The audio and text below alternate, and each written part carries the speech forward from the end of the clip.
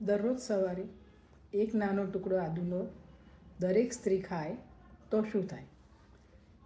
કેટલીક બહેનો કહેશે કે મને એસિડિટી થઈ જાય, કેટલીક કહેશે મને ગરમ પડે, માસિક વધારે આવે, મને તો બહુ તીખું લાગે.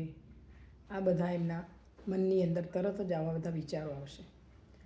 તો હું એમ કહું છું કે જો દરેક સ્ત્રી એક નાનો ટુકડો આદુનો દરરોજ ખાય તો એનું શરીરના બધા સાંધાના દુખાવા મટી જશે. બીજું, એને બ્લોટિંગ અને ગેસ ટ્રબલ, પેટ ફૂલવું, પેટ ભારે લાગવું આ દૂર થઈ જશે. ત્રીજું, એના ચામડી પર પગમાં ચીરા પડતા હોય, ચામડી પર ક્રેક પડતી હોય, તિરાડો પડી જતી હોય, ચામડી ઘરડી લાગતી હોય તો એ ચામડી સરસ થઈ જશે અને ક્રેક્સ નહીં પડે. અને ચોથું, એનું પાચનતંત્ર એકદમ સ્વસ્થ થઈ જશે.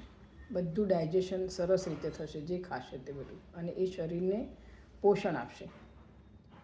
એટલે કે એની ડાયજેશન સિસ્ટમ એની નાની છોકરી જેવી થઈ જશે. 20-25 વર્ષની હોય ને ત્યારે કેવી સરસ ડાયજેશન સિસ્ટમ હોય છે એવી સરસ થઈ જશે.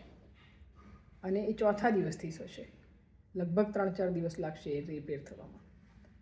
અને ઘણા વર્ષો જૂના સંગ્રહિત થયેલા શરીરની અંદર ઇન્ફ્લેમેશનની તકલીફો જે હોય છે એ દૂર થઈ જશે 14મા દિવસથી. આ બધી નવી સિસ્ટમ નથી. આ પદ્ધતિ બહુ જ વર્ષો જૂની આપણા દાદી પરદાદીના ટાઈમની છે. અને એ તમે કરશો ને તો જ તમને ખ્યાલ આવશે. બહુ સરસ. અને એસિડિટી નથી થતી આદુથી ઉપરથી એસિડિટી મટે છે. પાચનતંત્ર બહુ સ્વસ્થ થાય છે.